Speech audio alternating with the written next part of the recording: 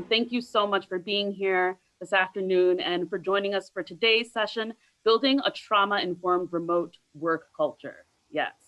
My name is Courtney Cintron, Ingenuity's Partner Engagement Specialist. And I'm joined here today by Nicole Upton, Ingenuity's Director of Partnerships and Professional Learning, just waving there, and today's amazing facilitator, Jocelyn Vega, Trauma Specialist with the Illinois Collaboration on Youth. And Jocelyn just gave a wave. So today's session, as the title kind of implies, will center around understanding the impact of the transition to remote work for many during COVID, and strategies for creating a trauma-informed and healing-centered remote work culture. So Jocelyn will go into the more specific learning objectives for today's session in just a bit. Okay, so I would also like to provide you with a content notice for this training program. The content and discussion in today's session and throughout the program is going to engage with trauma, which can be emotionally and intellectually challenging to engage with. So our session facilitator will make sure to flag the specific content and terminology that we're going to use in the session. And we'll also do our best to just make sure that this is a virtual classroom, a space where we can engage bravely, empathetically, and thoughtfully with this challenging content. But we also encourage you to do what you need to take care of yourself throughout the session. I'd also like to begin today's session with a land acknowledgement to recognize and honor Indigenous peoples as traditional stewards of this land, and also as a step towards correcting the practices that erase Indigenous peoples' history and culture, and toward inviting and honoring the truth. So I'd like to acknowledge that this virtual classroom is taking place on the stolen land of the Council of Three Fires, the Ojibwe, Potawatomi, and Odawa nations. Many other tribes, such as the Miami, Ho-Chunk, the Menominee, Sauk, and Fox, also call this area home. And because of the Great Lakes, the land naturally became a site of travel, of healing, of trade, and gathering for more than a dozen other Native tribes. And it's still home to over 100,000 tribal members in the state of Illinois that are still practicing their traditions and caring for this land. So as we begin this program, let's honor these ancestral grounds that we're standing on, support the resilience and the strength that all Indigenous people have shown worldwide, and begin to rethink our own relationships with the land and its original peoples. Thank you. Okay, so for those of you who are joining us for the first time today, or who may not have heard about the full scope of this program, I'm going to talk a little bit about the program. I'm going to talk about its goals, how it came together. And then for those of you who are returning, thank you so much for your patience as we move through this. We'll also drop a link into the chat here to the program's webpage that you can browse, follow along, and register for any upcoming sessions. So let me do that for you now. Oh, well, Nicole already did it, so wonderful. So this program for Arts Partners is bringing together a diverse team of trauma-informed organizations and practitioners, including Chicago Growth Mindset, Illinois Collaboration on Youth, and Illinois ACEs Response Collaborative, as well as the Institute of Therapy Through the Arts, all with the aim of providing arts partners with sector-wide assistance, capacity building, and understanding in implementing and advancing trauma-informed and healing-centered principles into practice. So the program has also been designed to help create the space for the sector to really consider how the role of arts and arts education can mitigate the impacts of trauma and help students thrive during this time and beyond. So the program has been conceived in two primary parts. So part one of the program, which you're in today, is centered around really building a trauma-informed care and healing-centered knowledge base. And this is happening, as you may know, through a series of 13 different trainings. And these are all facilitated by the consortium of organizations that I previously mentioned. And many of the topics speak to the current moment and provide an essential foundation and jumping off point to trauma-informed care. So when working with our collaborators on this program, we really wanted to ensure that the needs of both organizations and individual educators and teaching artists would be met. So we kind of divided the subsequent sessions into two learning tracks. One, to meet the specific needs of organizations and ensure that there's an understanding that people at all levels of this work need to be involved, right, in order to make it work. And also to meet the learning needs of teaching artists and educators. But these sessions, while they're specific, they're also covering universal topics. And these are topics that are beneficial for anyone in the sector and also beyond. Part 2 of the program will begin in March, and it's going to include a series of collective impact sessions across artistic discipline. And those are going to be facilitated by members of the Institute for Therapy Through the Arts.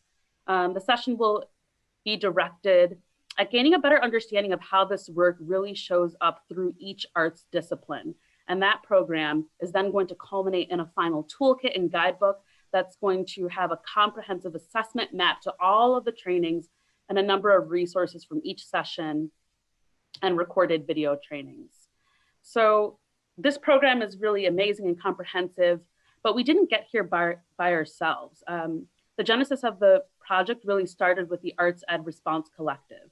So at the start of the pandemic, Ingenuity convened stakeholders across the arts ed sector, including CPS teachers, administrators, arts partners, and students and funders, all to gain a better understanding of what their challenges were and to proactively and collectively determine ways to mitigate those challenges and plan for the future. So that's really how we got to where we are right now. And so with that, I'm going to hand it off to Jocelyn to guide us through today's session. Jocelyn, I'm going to go ahead and hand it over to you. Thank you so much. Thank you. Thank you, Courtney. Thank you, everyone, for being here. Happy Friday. It's good to be with each and every one of you. I want to thank Courtney for the introduction, for the overall training series, overall project, and the fact that us being here today has been a long-term process, right? Everyone who has organized to support, trauma-informed art spaces. Everyone who's here, if we look into the chat box, we're represented nationally, right? We got Florida represented. I saw Howard University. I saw LA. We have Chicago, of course. So really, let's give thanks to everything that everyone is bringing into our space, your presence, your time, your commitment to learn, and to learn from one another. We're going to have the opportunity to unmute yourselves, to share. And, all of us here, we have the opportunity to listen. We have the opportunity to, extend ourselves to someone else and honor them through listening, or to ask questions, or to give examples. We're all figuring it out when it comes to what is remote work culture, right? That most of us were kind of thrown into on top of COVID-19 as well. And what does it mean to be trauma informed? So in this training, it's really about us and how we've been sorting through a lot of things, how we're still navigating and trying to prepare for the uncertainties that are ahead. But it's also, giving respect to each and every one of you and all the work you have done to even reach this point, even today, even showing up today. Because there is a lot of effort you also put into your career, your role, working remotely, translating things overnight. So in this training, I'll be kind of explaining what's happening, but really this is my invitation to you to be yourself. Check in with yourself. I'm going to do my best every 30 minutes to give you a reminder to not look at your screen, maybe look out the window, look at a plant, look at something that's not a screen, so that we can have visual breaks, right? So much of remote work culture is literally on a screen. And for a lot of us, we didn't always work that way, right? So I'll be trying to do those reminders. We're going to have a break as well, 5-minute break. We're going to have a breakout room as well, but we'll be able to talk with one another. So if you want to unmute yourself, please do so if you have any questions. You also have the chat box that you're familiar with, and you can always message me privately. My name should be ICOY, ICOY, and then my name, Jocelyn, if there's something you want to share privately with me to share with the group, because we definitely want to respect privacy and how you want to share as well. So that's a lot of what's happening, why we're here, kind of the space itself. And again, a big thank you for each and every one of you being here today. So with that, I'm just going to get the presentation going. And here are some learning objectives. So really being concrete, because I was saying a lot earlier, what are 3 takeaways that you'll have from this training? One, as with a lot of things, right, we want to discuss what has happened. We want to respect and honor what has been the transition, what has been the impact of even working remotely. So this is as us, as staff, as employees, as human beings with roles and responsibilities for community, within the arts, within other spaces, and that we're human. We are humans experiencing the impact, the transition of remote work, specifically due to COVID-19, right? That's another dimension I don't want to overlook. And what does this mean for the workplace? Right. I will be honest. I've heard from a lot of people, I've seen in a lot of spaces, we have to hide so much of ourselves at work, how we feel, what we need. Right. And we're told you got to be your professional self. You got to check the personal self at the door. But now when we're working in our homes, working in our spaces, or a hybrid setting, right? Maybe some days we go in, some days we don't. We're navigating and carrying a lot as people.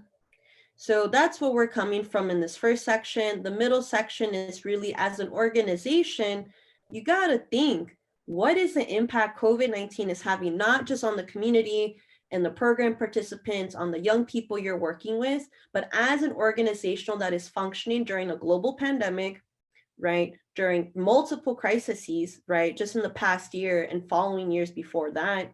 And then this last part really asks us as a team, right? Each and every one of you here, how do we apply the 6 trauma-informed care principles? So this is when we'll have the breakout room. I'll provide more specifics, right? Some core examples in order to build that remote work culture. So please, at any point, if you have any questions, any examples, any scenarios, any feedback, just share with me and I'm right with you, even if we're all virtual. So that's the heart of today. And we're just gonna get started with a poll. And this is just checking in, what are your learning objectives? As your trainer, again, I wanna respect you and your time. So this lets me know, everyone in the room know, what are you here for, right? What do you need? What would be helpful? So there's a lot of examples here, right? So one of them is to connect with people, right? We wanna share. Another one is, what are the fundamentals of trauma-informed care? We often talk about trauma-informed care for participants, right? Young people, our services, but what about us? What about people who are providing the service? We need to have an inclusive conversation. The third one is, let's just process, literally, let's just process what has been working remotely this year now. It's almost been a year. And then the last one here is, how does trauma-informed care relate to remote work? So, and organizations. So there's not a right answer. There's not a best answer. These are just options.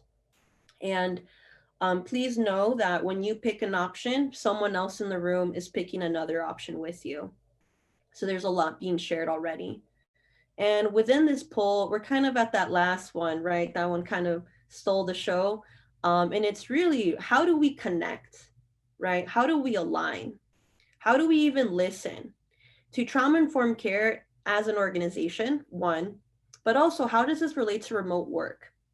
So with that, you're in the right place. We'll definitely be talking about that.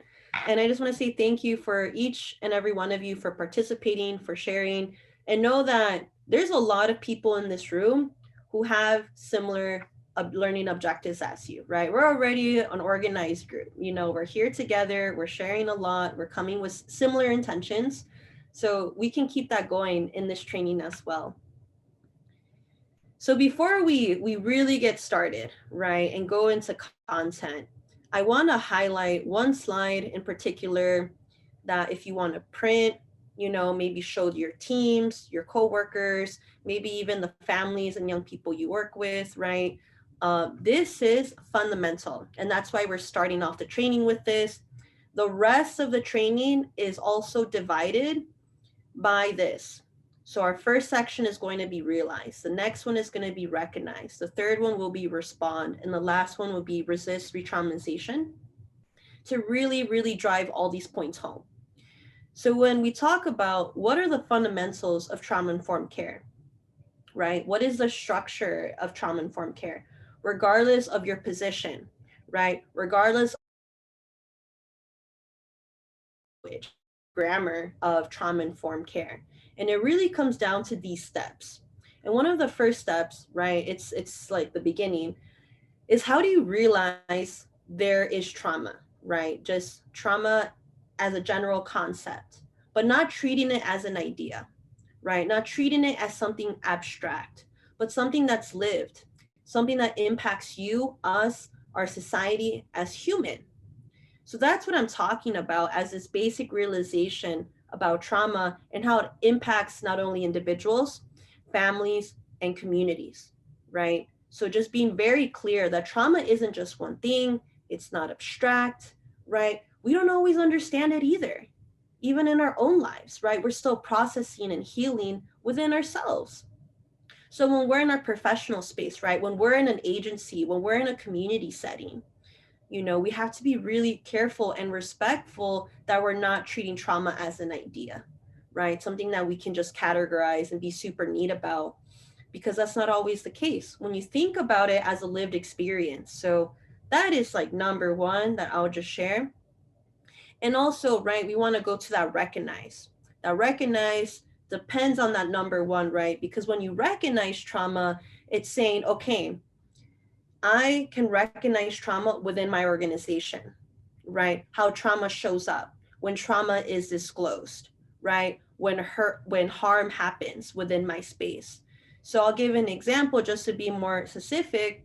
I worked at a domestic violence courthouse here in Chicago, and yes, we were helping people, right, connect to resources, make decisions, make next steps, right, be informed in that decision making, be supported. And that might sound like a lot of things you do with the families and young people you work with, right? We are the supporters, we are the advocates, right? We are the listeners, right? We're the connectors.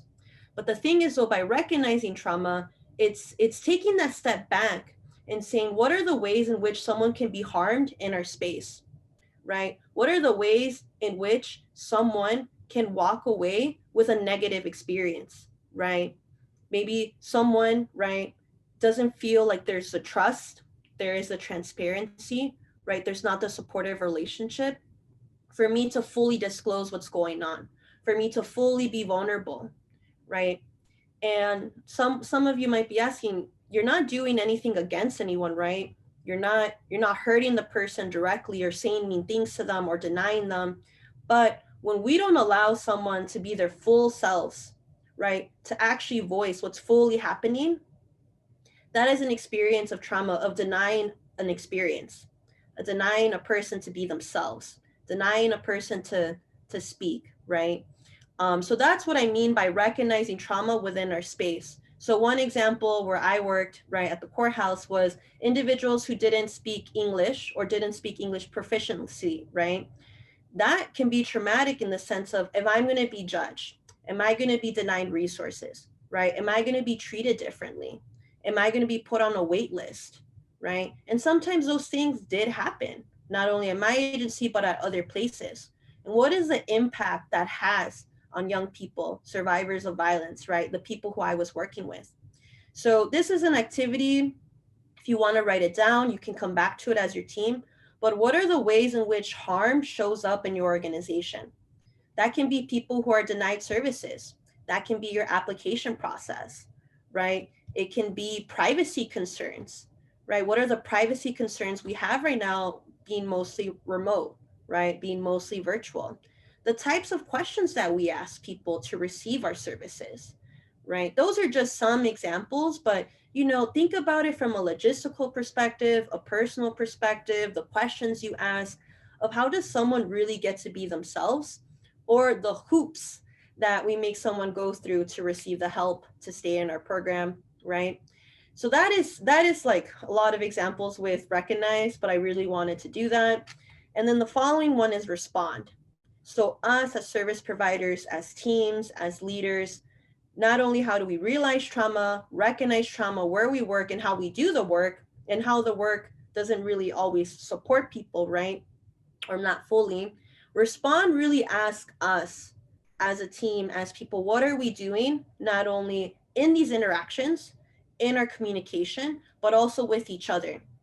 How are we as a team, as co-workers, as peers, responding to trauma, not only when there's a crisis, but to be prepared, to plan, to understand what are the issues impacting our organization and working in communities, right? The fourth one, that's another activity that you can think through with your teams, with your supervisors, with yourself, of how are we responding? If you want some, core examples, think about when shelter in place happened, if it happened, in your state, or when it happened in your state. What was the response of the organization? What was the type of communication? What was the type of decision making that was allowed, right? Were you just given orders and told, pack up, we don't know what's happening, we'll figure it out later, right? Thinking about how people felt, how people maybe didn't even get to voice their opinion or a difference of opinion, right? So those are just some examples, looking at COVID, looking at shelter in place, looking at recent events, of how do we actually respond? How do we actually respond with each other? Because trauma-informed care is so importantly, fundamentally tied to how you treat your staff. It's, for me, this is my opinion, I'll raise my hand. You're not going to have trauma-informed care if it's not accessible to your staff, to your people. If you're asking someone to give something of themselves that they're not receiving, you're exhausting people. You're literally stripping people down and asking them to be a resource they don't even receive. So with trauma-informed care, if we're not doing it with staff, if we're not doing it for staff, we're being inaccessible, we're not being holistic, and we're not being sustainable, and we're exhausting our people. So again, definitely my opinion, raising my hand on that. But if it doesn't start with staff, how can it continue for staff? How can it continue with the interactions that they have? And that's honestly being very unfair with the expectations we're placing on people. You got to give to people in order for them to give and continue. So the last one here is really about resisting re-traumatization. This is, as organizations, how are we not only aware of trauma, but resisting traumatization within our services, right? How are we not compounding trauma? This is not only for staff, but this is also for our communities at the same time. It's not treating them as separate. It's not prioritizing one or the other. It's literally being in unison, right? We want to think about trauma-informed care, resisting re-traumatization as an active process that is present across the board. So we'll have way more information moving forward, but I really wanted to kind of sink in, drop in, but what am I talking about? How are we going to be moving through it? And each section is going to have information, right? So you'll have so much more examples moving forward. And thank you for, allowing me to really break this down and where I'm coming from, and kind of the honesty that I'm going to have about trauma-informed care in organizational spaces and the responsibility that comes with that, because we need to take care of our people. We need to be human with one another during a global pandemic, right? And we shouldn't have needed a global pandemic to see that trauma-informed care should also be trauma-informed for the people providing the services, right? So here is a poll that we just did. This is a self-care check, right? Please give yourself grace. Please give yourself patience. None of us have lived through a global pandemic. We're surviving as a nation, as a people, as a world right now, right? Give yourself some grace. Give yourself some self-love, right? We're all going through a lot, and we're in this space together. There's over 40 of you who maybe don't even know each other, right? But yet we're all here, yet we're all present, yet we all want to learn something because of some experiences maybe we've had, maybe of something we're seeking more resources on. So know that even though this is virtual, we can still support one another and be here for one another as well. But please give that to yourself, right? Please give yourself that patience as well, that self-compassion. We also want to say that please take a break when needed. We're approaching a 30-minute mark. So in a minute or so, please just look away from your screen, take a visual break, to take care of yourself, take care of your eyes, take care of your body. This is going to be recorded, so you can always come back to it. Make sure to breathe. When we're, feeling a lot of things or thinking or processing through a lot of emotions or thoughts, right? We kind of breathe in this upper cavity, right? But our lungs are so expansive. Our lungs are actually in the back of our body. So when you take those deep breaths, when you focus on yourself, when you check in with your sensations, your physical senses, you know, you give your body that break, that pause to say, not only are you safe, but you're okay and I'm here with you, right? And sometimes it's easier said than done. So I want to be respectful of that too, that breathing could be hard, especially those cleansing breaths, right? Or those breaths that help you slow down. So just kind of connecting with your body, moving your body. Please don't feel like you have to sit, right? And you have to like stare at the screen. If you want to stretch, if you want to lay down, if you want to put your feet up, I totally invite you and like welcome you to do that, because I want you to take care of yourself. Also, please connect with someone who you can debrief with. This is something that is so important. Things might come up, right? So please just check in with someone at the end of this training. So, you know, going back to that first slide about realize, that's where we're going to start off today's presentation. And with realize, right, it's going back to that basic understanding of trauma. And I'll provide more examples to be concrete, but this is literally going to be a journey, right? All of us together. So please share your questions, scenarios, anything you would like. And again, you can privately message me too. So one with realize, I just want to provide a definition to just level our conversation. And this is a definition provided by SAMHSA. This is something you might see across presentations, websites, organizations, but it really talks about trauma from an individual perspective, right? It talks about what is an event, series an event, right? Maybe something that's happening chronically, right? Something that's being sustained, something that's happening across generations. A collective experience of trauma like COVID, right? Economic crisis, right? Disenfranchisement when we talk about community trauma. And these are experiences, right, that can have an emotional, physical impact. They are also harmful, right? These are harmful experiences that we navigate that are put on us, right? I also want to say that there is a lot of power dynamics when we think about trauma.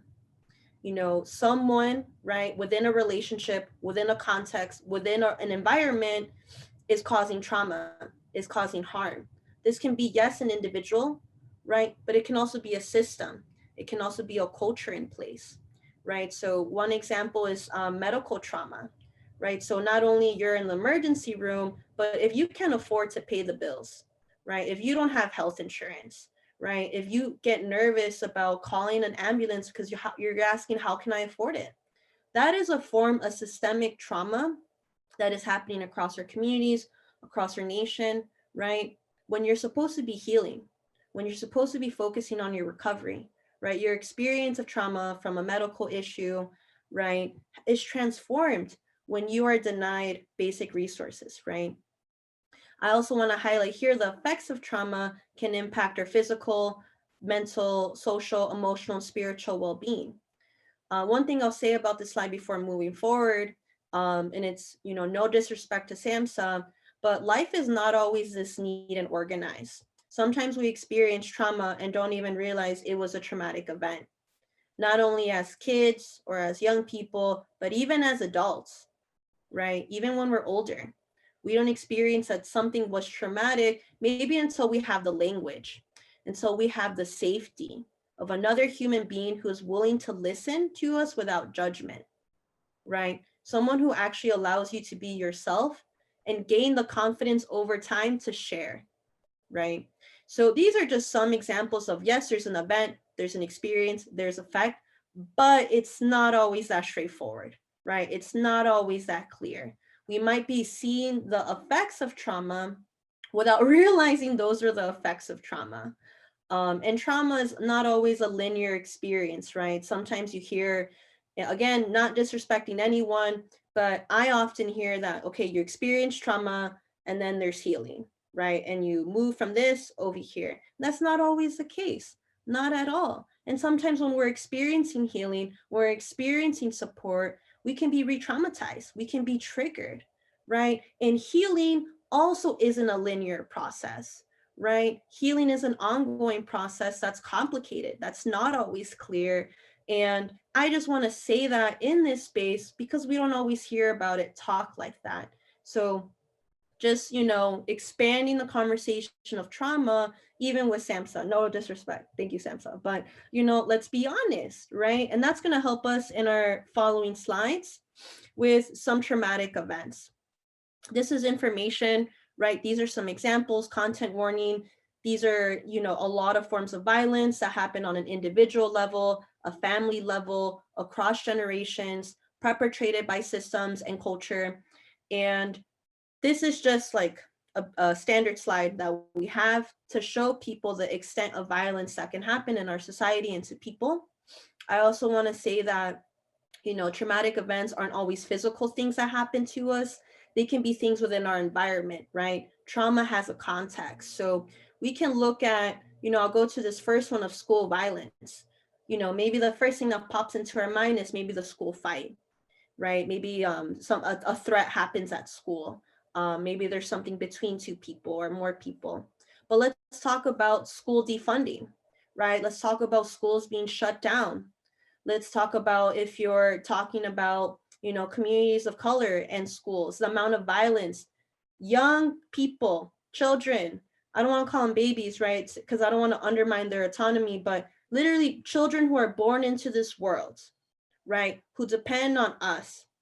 We're talking about our public institutions. We're talking about our systems that already delegitimizes, defranchises, and undermines the possibility of young people at what? Kindergarten, first grade, middle school, high school. These are just children, young people who are starting out. And what does it say about our society when we talk about, educational equality? We can say it like that, but let's call it school violence. The school violence that is placed, the trauma that is placed on young peoples and communities across generations. So again, just, breaking down the conversation, expanding it, and being more specific with everyone. So again, there's so much more that we can go into, but I also want to highlight some workplace traumas. As a field, as a mental health field and the trauma field, this is a conversation that is growing. These are some workplace traumas. Yes, there are some stressful, this is pre-COVID examples. There's stressful events, right? One thing that I had to navigate pretty often was losing a legal client, right? A domestic violence survivor, maybe someone who didn't come back for services or, couldn't go forward for various reasons, right? That's a stressful event. But that wasn't always talked about, right? That was just part of the job, quote unquote. But there's an emotional toll that can happen and take place on people, right? No matter the extent you work with that person, know their name, right? We're talking about an environment.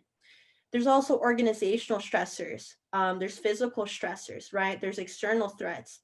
But I'm going to show you the updated workplace traumas that I've come up with my team, researching, coming together. What are the examples happening now, but are not always being talked about? Again, you're going to have access to all these slides, so you can always come back to it. But these are some remote workplace traumas. And already, right, the list is longer across the board. I just want to highlight, some stressful events can even be getting to work, even if you're not going anywhere, even if you're at your house, right? We've lost our commutes. We've lost the opportunity to kind of get in the mindset, get in the mood, leave, what happened at home for a moment, right? Kind of just check in with ourselves, be with ourselves to get ready for another space. That's been minimized and denied. I also want to say, right, expressing your needs, job insecurity. One thing I want to highlight is classism, right? We don't always have the same resources. We don't have the same needs. Some organizations, right? I haven't heard anyone say this, but you're getting paid, you have an income, you should be able to afford, office supplies or, the cell phone plan, right? All those things. That is extremely classist to assume that people, one, feel comfortable, right, using their income or even have income remaining to pay for the things we used to have in a work setting, right? There's also some judgment I've seen in workspaces. I've heard from other people being judged of your own home, of where you're doing work, of where you are, right? I've heard some people share some really, not great stories of, are your shoes hanging from the door? Right. And like judging space, or are you in your car? Are you going somewhere? And people, one, don't think of, is this necessary to ask? Is this impacting this person's work performance? Right? Should I, even disrespect the boundaries of someone's home as an uninvited guest? Right. So those are just some examples of people don't have the same resources, people don't have the same means, and we shouldn't judge people individually for that. And as organizations, we'll be talking about it later on. How are we actually supporting people in their workspaces? Sometimes people as a physical stressor, right? We have the pressure to always be online. We lost the checking out, right? The clocking out of, all right, I'm leaving. Thank you, everyone. I'll see you tomorrow. Have a great weekend, right? We don't have that anymore because sometimes people are emailing on the weekend, right? Background noises. If we're parents, right, or taking care of other family members or online learning, we can be judged for that too, right? Of why are the kids screaming, or like even if no one says anything, you kind of worry like, oh, I hope, they didn't hear that, or, I hope people are making assumptions about me. So this is a lot of different things, right, that can come up. I also want to highlight in the next slide that how are we seeing trauma holistically? Again, I feel like we often talk about trauma as, a bad thing that happened to someone, right? It's very individual, but how are we breaking down trauma as a multidimensional reality, right? Reality, not concept, reality. Because we're experiencing a lot of trauma within our world right now. And that's not talking about our individual selves, right? So on a scale, right, we have society, we have social inequalities, we have lack of social net resources, right? We don't really know what's going through someone's life. We don't really know what's happening. We don't know if people are at risk of evictions, right? Experiencing domestic violence. Maybe they've lost people in their lives or are witnessing it. And it shouldn't be up to an employee, right? It shouldn't be up to you to share, to make it clear to our organizations there's a mental health crisis going on at the same time.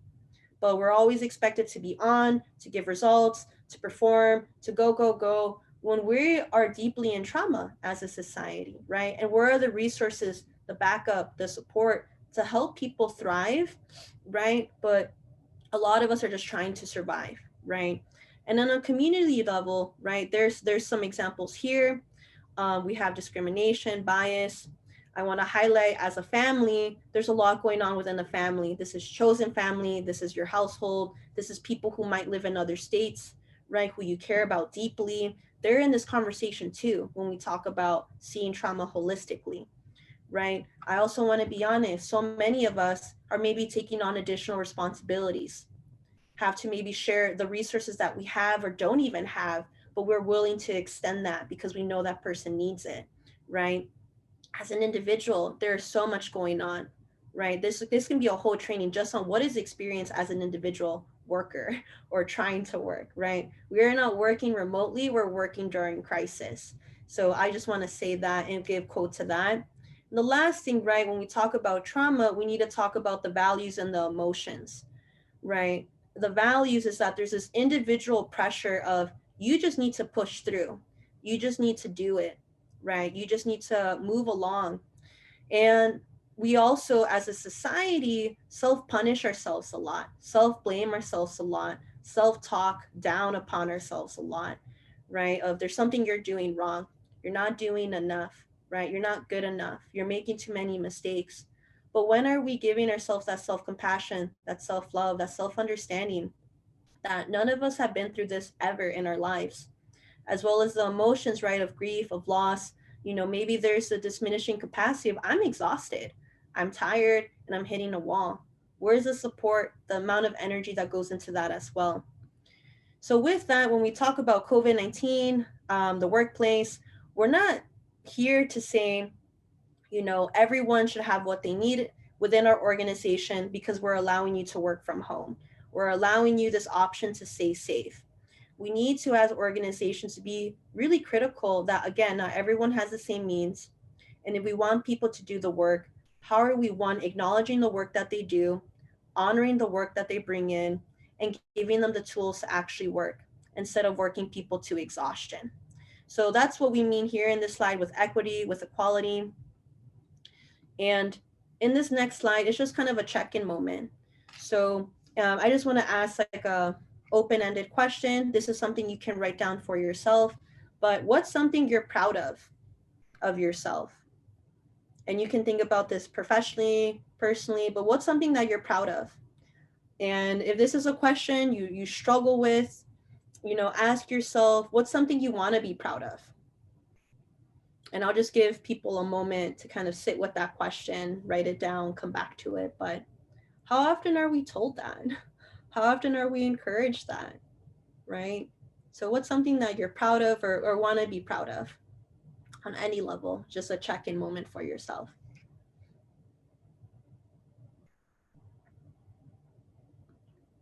And with that, I'm just going to move to recognize our second R, of like, okay, Jocelyn, you give us a lot of realizations, a lot of understandings, things I already know about. Tell me, how can I see this within my workplace, within my organization, where I work and where I do the work, right? So this next section, I want to say that you can write it down in your notes if you share it with your teams as, how do we name the change? How do we name the change that actually has taken place within our organizations, within our teams, right? As organizations, when COVID first happened, it's how do we do what we did before, right? How do we just like cross over? And I just want to like challenge that, instead of, it's not about getting the work done, it's naming the change. It's honoring people and what has changed. So these are just topics that I'm offering to you to use in your spaces and conversations, in your teams and your peers. But one is, how do you name the change on an individual and organizational impact, right? How have relationships changed at work? So this can be with staff, right? Maybe you don't see people, maybe your questions are different, how you ask questions for others, right? Maybe our program participants, maybe we're not in the same room like we used to, and we had to redesign programming, right? We had to figure out how we were going to make it happen on Zoom or Google Meets, right? Just really naming and honoring what has been the amount of effort to do this. Power dynamics, right? Maybe power dynamics have also changed in this space as well. Maybe there's less opportunity for informal conversations, right? Those informal check-ins, giving feedback, right? Hearing from one another. Maybe we feel more isolated. With COVID-19, I think it's really important to name the change, not just saying how we've changed because of COVID-19. So really naming the change of transitioning into remote. So one is readiness and recovery, right? How ready were we? What are things that we still need to be ready? How are we actually giving people recovery of, you've done a lot of work to make this happen, here's some rest. Let me organize your schedule. We'll talk about this later, right? In the next slide here are more examples of working within trauma and uncertainty. How honest are we about organizations working within trauma? That's not just putting people on the spots to share, right? Tell me what's the trauma. Tell me what's the uncertainty. How are we as organizations, as leadership, taking a step back and thinking about, what is our communication? What is the expectations that we have for people, right? And what does that say about our culture?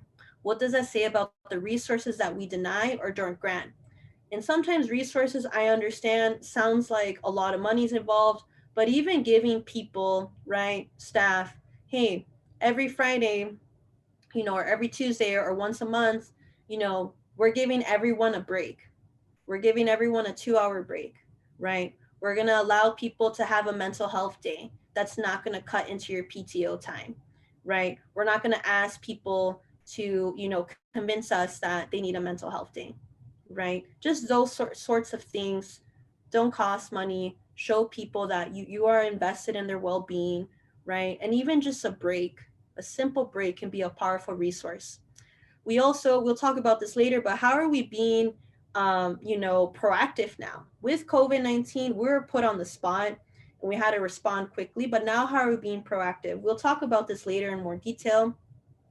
As organizations, as leadership, as teams, how are you also recognizing that staff are navigating compounded trauma? So there's individual trauma, There's also moral injury. There's anticipatory grief. And just to break that down, anticipatory grief is when we are anticipating something's going to happen, right? Some based on previous events. So that can be, I have some loved ones who I'm worried about getting sick, right? I am concerned about maybe evictions. I'm concerned about maybe some of the clients, the young people who I work with, in the situation that they're in, and the situation just getting worse in their personal lives, right? So even though something hasn't happened yet, enough maybe happened in our life to kind of warn us of maybe something else is going to come. Maybe the other shoe is going to drop. And we need to acknowledge that with anticipatory grief, right? Vicarious trauma. If you're in a supportive role, right? Some people are like, well, I'm not a therapist, right? I'm not a counselor. If you are empathetically listening to people, connecting with people, allowing people to be respected, heard, and understood, that requires you to tap into yourself and be vulnerable with that person, to be genuine, to be authentic. That takes effort. That is emotional labor that you're giving, that you're providing, that comes from you. But when we're constantly giving and giving and giving, right, in our personal life, in our professional lives, and we're not being trauma informed care with our staff, there's vicarious trauma that can be at risk, right? There's racial trauma, there's collective trauma, right? There's COVID-19 and trauma as its own trauma, right? And then we just discussed workplace trauma. And again, we're only human. We are only human, and we're expected to have everything organized, have everything together, always be on. But how are we allowing people to be human and be with themselves within the workplace, right? Without needing to be convinced, without needing the policy, just knowing there's enough going on that we need to allow people to be people right now and take care of themselves, take care of their families, take care of their households. So with that, there is some individual signs and symptoms, right? This is not an exhaustive list, but we have a lot of difficulties right now, right? Maybe we're having headaches. Maybe we see some changes within our physical body. We're sitting all the time. Maybe our lower back, our chest, our shoulders feel different, right? Maybe how we're eating or how we're not eating. And this isn't to say that signs and symptoms are things that are wrong with us, right? It's things that we're balancing. So things we're trying to hold on to. And again, this isn't to say something's wrong. It's just to say what are the changes that we see and the changes that we want some help in, right? Or we have identified. So this is just some examples. If you feel any of these things, these are examples pulled from research, from surveys, right? This is something happening across the nation. And I'm sure if there's like global information out there, we can just reinforce this, right? So this is just some examples of the impact that this physically, emotionally, and mentally has. So now we're at this third R about respond, right? We've talked about realizing trauma. How do we recognize trauma by naming the change? And now respond is what do we do within our organizations, within team settings? And, I want to acknowledge that during our share outs in the chat, people shared a lot of great strategies already, right? How are you responding by, organizing your time, taking breaks, being intentional with self-care, giving yourself grace with productivity and expectations of you are not just your productivity, and that is not aligned with your worth, right, at all. So with that, we're at the third R. We're already halfway there. We're going to finish soon. And please know, everyone, you can always reach me via email, a phone call, conversation, ask for resources. Know that this training might be over soon, but my door is always open and willing to invite you, to a conversation. Yeah, anytime. Don't be shy. Don't worry about it. There's someone you connect to with the training, you can connect with them as well, right? Stay in touch. Like, I know we're virtual. I know it's not the same as in person, but we're still people, and that connection is key, right? So with that, I'm just gonna now cover respond. So this is really at the end of this section, we're gonna have a breakout. So it'll be less of me talking and more time for us to kind of be in our own breakout rooms. So these are the 6 trauma-informed care principles, the guiding principles to any trauma-informed care approach. So this is across the field, anywhere. This is like the standard. Not that I like that word, but universal, I will use that. And I'll go through each one. It'll be kind of brief, but one of them is safety, right? So this is the definition that SAMHSA has, how they describe safety. But when we're talking about a remote work culture, we're thinking about physical safety. Even though we're not in the same building or same office space that we used to, how are we supporting people's physical spaces? Right. So how are we checking in with people about what time of the day works best to have a meeting?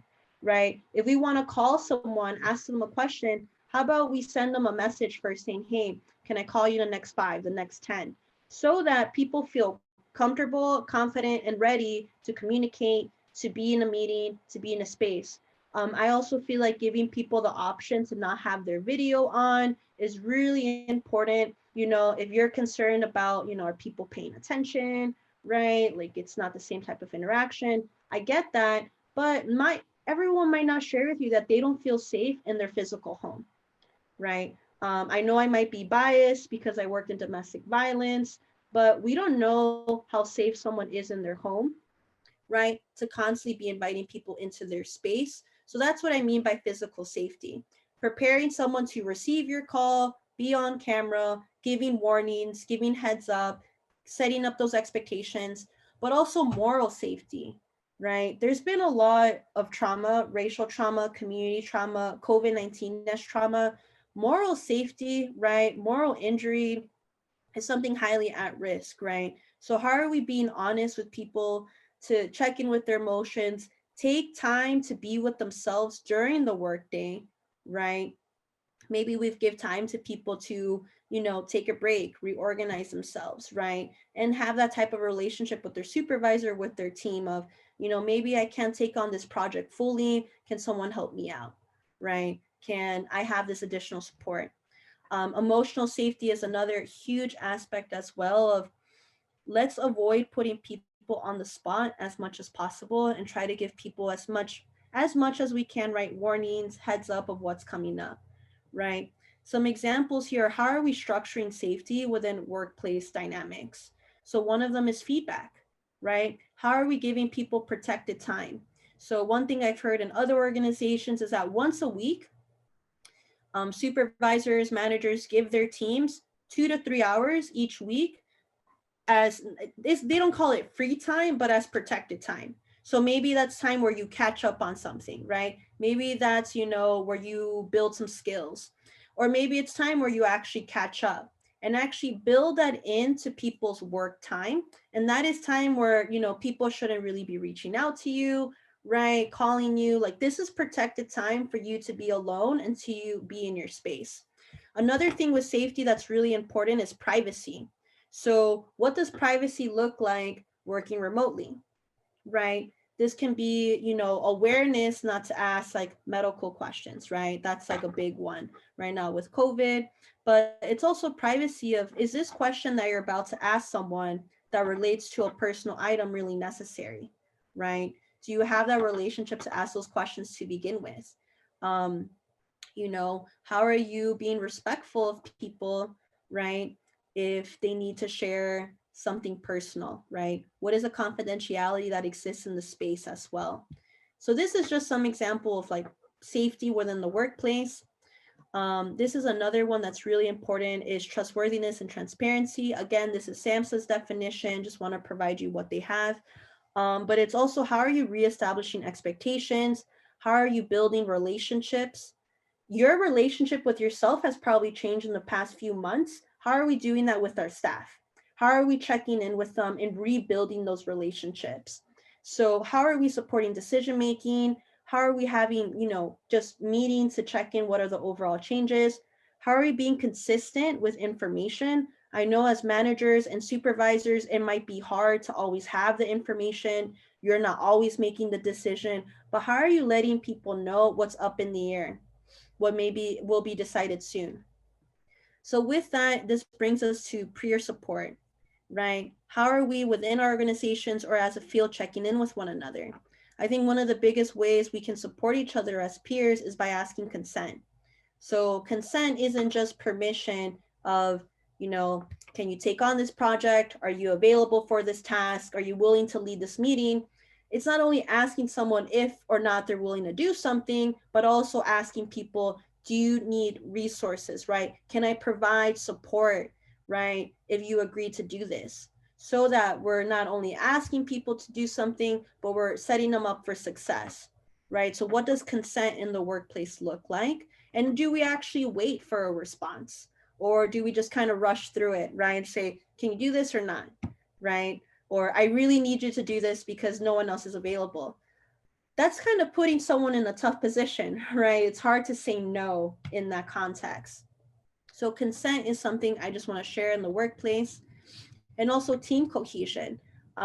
Someone shared earlier about incorporating art activities in the workday, right? That is one way to build team cohesion, that it's not pressuring staff to come up with solutions, give the answers, tell me everything that's wrong, tell me what you need, but rather, how can we just be with one another, right? How can we free up space to just be with each other, to be a whole human in our work environment? And that also can enhance collaboration, right? So how do people actually want to collaborate with one another? That can look at schedules, right? The times of day when you meet. Some people don't want to meet in the morning, some people do.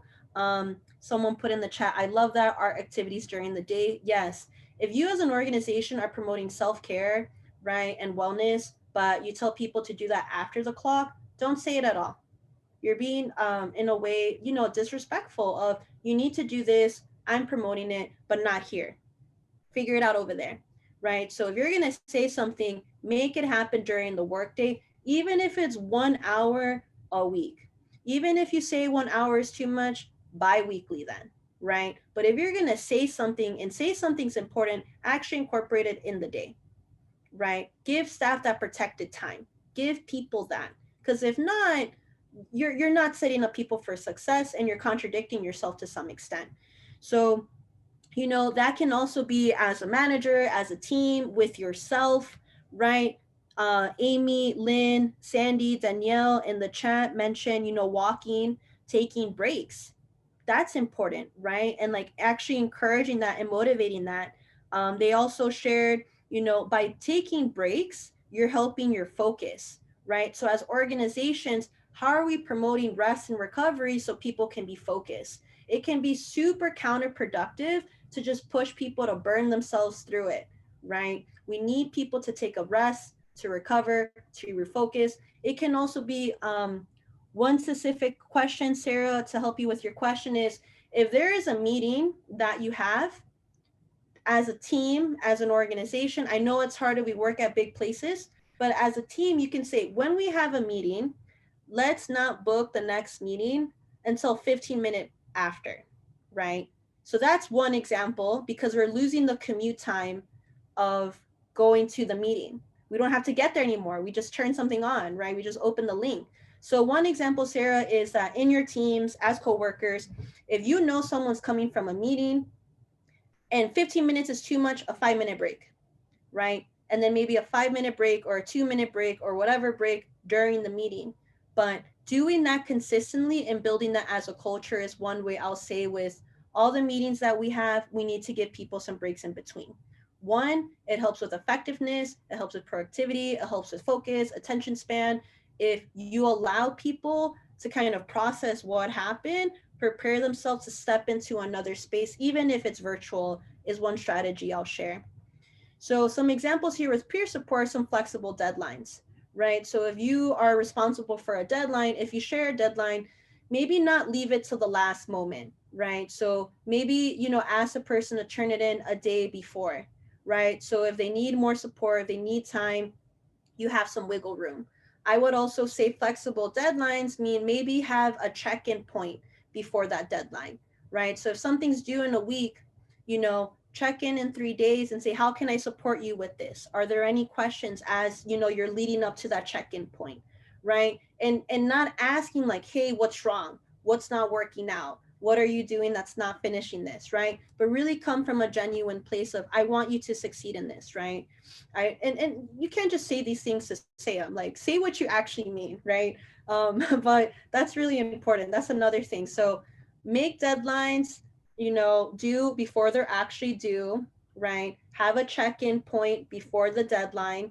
Have opportunities to connect before that check-in point, right? Make sure your feedback is constructive and direct, right? So maybe you over communicate, maybe provide examples, right? You have to build trust within this process.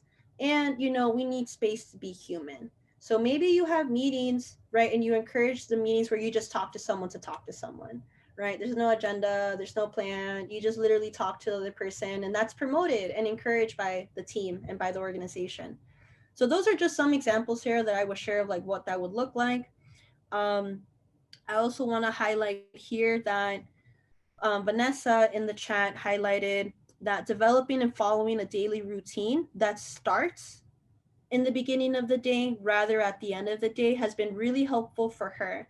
So when we think about our teams, ourselves, how are we developing a self-care routine before we start our workday, right? During the clock, right? So maybe it's you write down the things you need to do, right? Maybe it's how you time block your day. So at noon, you have a break, right? At 1 p.m., you're going on a walk break, right? 3 p.m., you start to wrap up. So when it's 5 or 6 or whichever your work hours are, you already slowly are transitioning and preparing not only the next day, but putting everything in a place so that you can actually walk away from work, right? And doing it at 3 instead of 5, right, where you need to clock out. I just want to highlight Vanessa's example. By starting the day with self-care can help you throughout the day instead of waiting till the end of the day.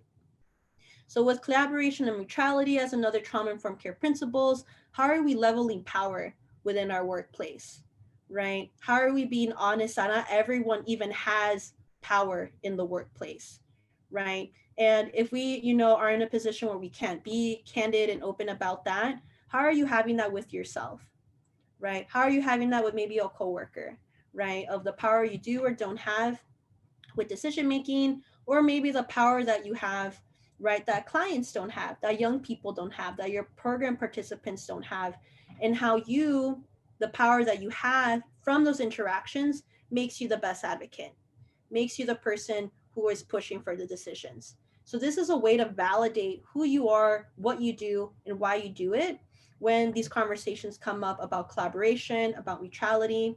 How do we prepare for opportunities? So you're here today. That is one example of how you've been preparing yourself, how you're seeking more information, how you're seeking opportunities. But let's be honest, right? Sometimes we need help. I will raise my hand and say, I needed a bunch of help with Excel. And, I had to be honest with my supervisor of like, if you want me to do this within this time, right, I need support during the day to master these skills. I'm only asking for 30 minutes twice a week, right? Like, this is what I'm doing and this is why, is a way how I'm preparing myself, how I'm seeking opportunities with something that I'm struggling with at the workplace, right? And sometimes we don't need to ask our supervisor, right? You can just do it on your own, but identify what are things that are challenges in your workplace. Sometimes it's people, and that's a whole nother conversation. But if there's certain skills you want to build, how can you do that for yourself? Because it's okay if things are hard. We're not supposed to know everything, right? So what I'm trying to say with this point is that how are you collaborating with yourself? How are you being neutral with yourself, respecting the strengths and weaknesses that we have, right? I would also say some examples here is that how are we arranging workflows, right? So going back to that deadline conversation, how are we communicating and sharing resources? We have Lynn who has to head out. They just sent a little chat of appreciation. So thank you for that. Lynn, I hope you have a great day. And then what we have next is empowerment, voice, and choice. So one, we have here that clients are supported in decision-making, right? But we also want to give responsiveness and supervision. We want to give people real choices. So as organizations, don't seek feedback and information if you're not going to use that information and implement that feedback, right? You're kind of asking people for what they want, what they deserve, what they would like, and then leaving them out to hang, right? That's not appropriate or really acceptable when it comes to trauma-informed care. So some examples here is, what is a spectrum of choices? So instead of putting people on the spot on yes or no, right, or asking for feedback and not using that information, what if our organizations, our teams, our leaders, right, say, hey, these are the options that are available. There's 3 to 4, and which ones are most aligned with the team, right? And making those real choices. So instead of, seeking and kind of pulling everything together, exhausting people too, because if you're constantly asking people for what they want, you don't show up with it, right? That's going to break some trust. That's going to break some confidence, and that's going to break down some communication. So a spectrum for choices is, as an organization, we've, realistically and feasibly can provide 2 to 3 of these things. Which 2 of the 3 for the staff are the priorities, right? And we're going to follow through with that. Trauma-informed supervision is really important as well as leadership that's proactive. So the last one here is cultural, historical, and gender issues. This is a definition SAMHSA provides, but how are we actually sharing power within our organizations? How are we actually practicing intersectionality? So that is not only for our communities and program participants, but also for staff, right? When we think about not only class, sexism, ableism, right? These are just some examples of, we can't just assume equality in our workplace. We need to think about equity, as well as what are some microaggressions that have come up within working from home. One example I can share from me, this is like not my workplace, but in other, virtual meetings. A lot of people thought I was a parent because there's a small child in my life. And I'm not a parent, right? And there is assumption because I'm a woman at this age, that of course I would have a baby, right? And that's like my baby. But that was like a really small thing that I didn't realize that was happening to me professionally until like a coworker say, hey, did that make you feel uncomfortable? Right? Did that make you feel like you're kind of put on the spot? So, there's some microaggressions that have been happening. And until we connect with our peer support, right, with safety of like, yeah, that actually bothered me, I can say that out loud. Microaggressions that come up relating to culture, historical, and gender issues. So, there's stigmatizing language that happens often, but especially right now. What does accountability look like?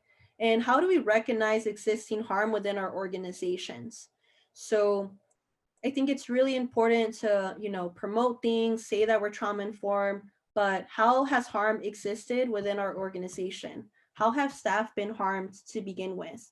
And when we ask staff like, hey, we have this DEI initiative, right? We're going to have a trauma informed care initiative. That's great and wonderful, but we can't just think about it and talk about these things as this is happening, right? This is our next step. This is how we're advancing. If we don't sit with what's actually happened, with what's actually been broken as trust, as safety, right? In our relationships, in the workplace, right? So really we're at this 4R, right? Of now as organizations, right? How do we talk about not only trauma, recognizing it, realizing it, responding to it, but resist re-traumatization means being honest about where we are within the trauma-informed care journey, right? So that is going to be kind of the next final wrap up, right? You'll have all these slides, you have the recording to come back to, but that's where I'm coming from for this final section of resisting re-traumatization. So again, trauma-informed care is a journey, right? It's a process. There's no end, right? There's no like, okay, you're here now, you're finished, thank you. And even if your organization is quote unquote trauma-informed, what about your field? What about the history of that field? What about the history of the other organizations, services, systems that you're connected to? If you're in an agency, right, organization, nonprofit, is the place where you're located as a city, as a state, as a nation trauma-informed, right? I'm just saying this to say there's always a proactive, ongoing process. And with Trauma Transform, that's the organization you can follow up with. They have a lot of great materials and resources. Is right here at the bottom, Trauma Transform. This is something that they designed to say that as organizations, we can experience being trauma-informed on multiple levels. We can be trauma reactive, right? So first kind of responding to trauma, let's say, there's a lot going on, right? We're kind of fear driven. We're kind of like, what happened in the moment? A crisis blew up. That's when we have to organize. That's when we have to come together. But for the most part, we're kind of scattered, right? We're kind of in our own departments. We don't really interact with others. Leadership doesn't really understand what we're doing, or, there's a miscommunication. And with trauma informed, right, we resist, we recognize, we realize kind of everything that we talked about, yet there's still some divisions that exist, right? So you can be trauma informed, but are you doing that as a unit? Are you doing that totally as an organization? Maybe not always, right? And then as a healing organization, I think this is something that is an ongoing process, right? How are you being reflective? How are you being collaborative, right? How are you being flexible and adaptive? And I just want to say that if you work in an organization and you say, Jocelyn, I can identify all these three in the same place where I work, in my team, and other teams, organization at large, that's okay. That is okay. That's where we're at, right? So this is just to provide frameworks for you to do an organizational analysis. Trauma Transformed has way more resources, a toolkit even that you can rely on. But really, this is to give us like an organizational bird's eye view about where are we at, right? Because we need to have an organizational approach when we talk about trauma-informed care. So trauma reactive, right? We're impacted by stress. We're kind of siloed. We avoid issues, and this can be putting out fires, right? But we don't really look at the embers. I want to provide another example, right? That until a circumstance comes up, until we're put on the spot, we need to have a response. That's when we have an awareness of trauma. That's when we are willing to have a conversation and communicate. And then again, this isn't to say like being trauma reactive is bad, right? It's just to say this is where we're at. This is where we're at, and this is how we're working right now, right? Can there be more? Can there be more support? Absolutely. But we need to be honest about where we're at and where we're trying to go. So then that provides a trauma-informed example, right? As kind of a middle between the two. What is the shared language that we have to define, sustain, and address the impact of trauma, not only with our young people, our program participants, but also for staff? So, these are some foundations of a trauma-informed organization. Again, there's no like one's better than the other. It's just where we're at. So one of them, we have that fundamental understanding of trauma. Again, not just what is trauma in the society, in the world, in the culture, but how are we potentially harming people within our services, right? How can harm show up? Maybe we don't accept everyone that applies. That's an example of harm that we don't always talk about, right? When we don't accept people. What's the communication that we have, right? Or when we discharge people from our programs, right? So these are just some examples of being trauma-informed, right? You can be a trauma-informed team and not be at a trauma-informed organization is an example I want to share. This last one here with healing organization, right, is literally we are at the roots of the tree, right? Not only the branches, the fruit that we bear, the bark that we show, literally the roots of every single thing we do for staff, for program participants, comes from a healing perspective. There is a lot of information on healing centered approaches. So instead of centering trauma, which is absolutely important, how do we heal centered? How do we take a healing centered approach, which is something I encourage everyone to follow up with.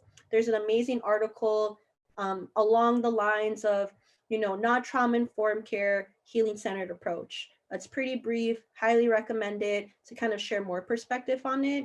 So instead of identifying trauma, how are we healing? How is healing not only the practice, the objective, but the reality that we're seeking and building, not only within this interaction, but for the world that we live? It has a lot of overlap with restorative justice. So you might see a lot of similarities there. I'm hyping it up because I think it's great.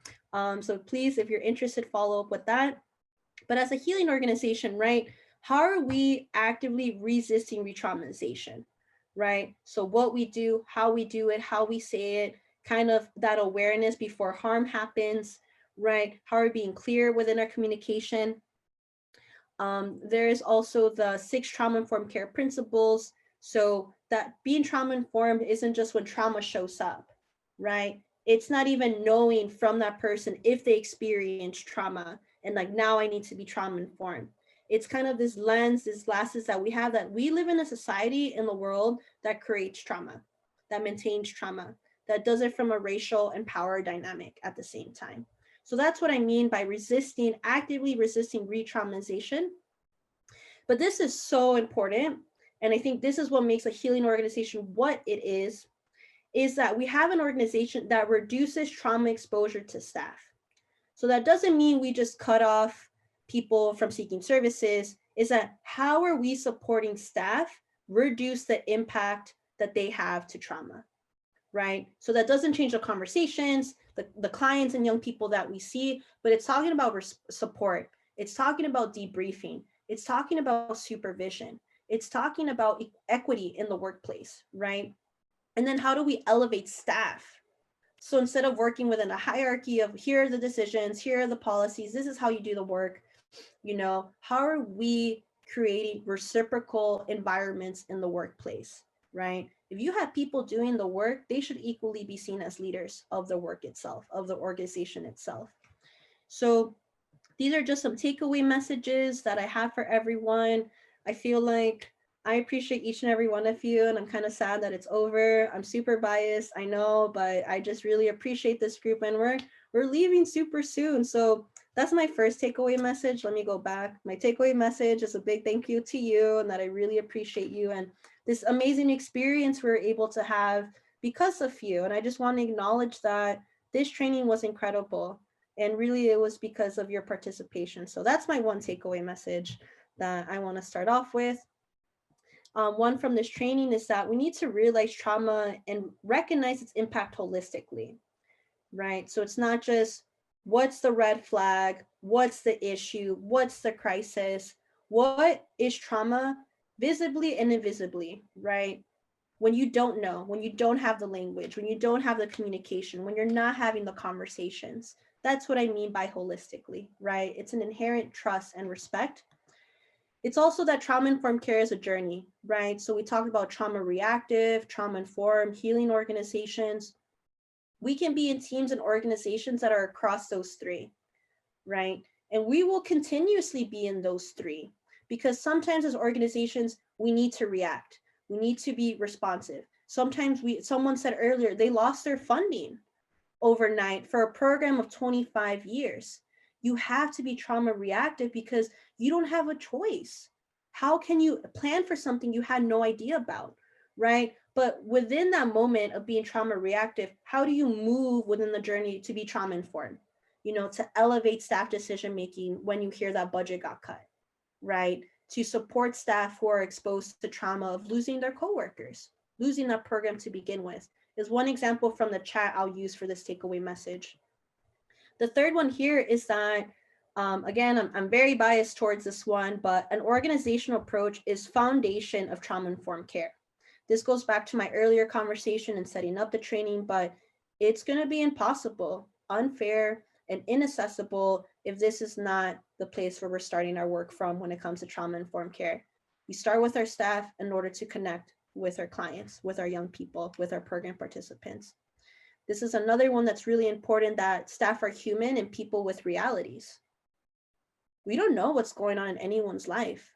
At the domestic violence courthouse, we had this understanding that any of us as staff working there could become one of our clients. Even having the knowledge, having the information, knowing there, right, being there, that we can experience domestic violence, that we can experience this.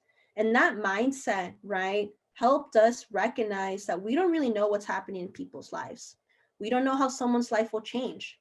And how do we have that respect in all workplaces, not just workplaces where violence happens to people, right? This can be any place. People, staff are human and people with realities, right? The last thing I'll say here is, how do we resist re-traumatization, right? How do you do that? You have to be proactive, right? If you want to prevent something from happening, you got to take a bird's eye view of what is happening, what has happened, what has been the harm that has existed. This takes honest and difficult conversations, and please do not put people on the spot to fill in those blanks and provide those answers. No one should be burdened with this task. No one should be put on the spot of what are the solutions, what are the answers on how are you feeling? What can we do better? How can we not re-traumatize you? We wouldn't treat a young person, we wouldn't ask a family, we wouldn't ask a client, what are ways I cannot re-traumatize you? That's our job. That's our work. So why do we do that with our staff, with our teams? It's okay if we need support, if we need feedback, if we need understanding, but as organizations, we have enough information to know where to start, right? And that's where the real choices, the trust and transparency, right? The mutuality comes in of the 6 trauma-informed care principles. So, and remember after this training, right, take a break, debrief, do something for yourself, and know that you're incredible and worthy as you are where you are. And that self-love and affirmation is what I virtually send your way, even though we're not together. Thank you so much for being here with all of us today and listening. Thank you so much for listening to one another too.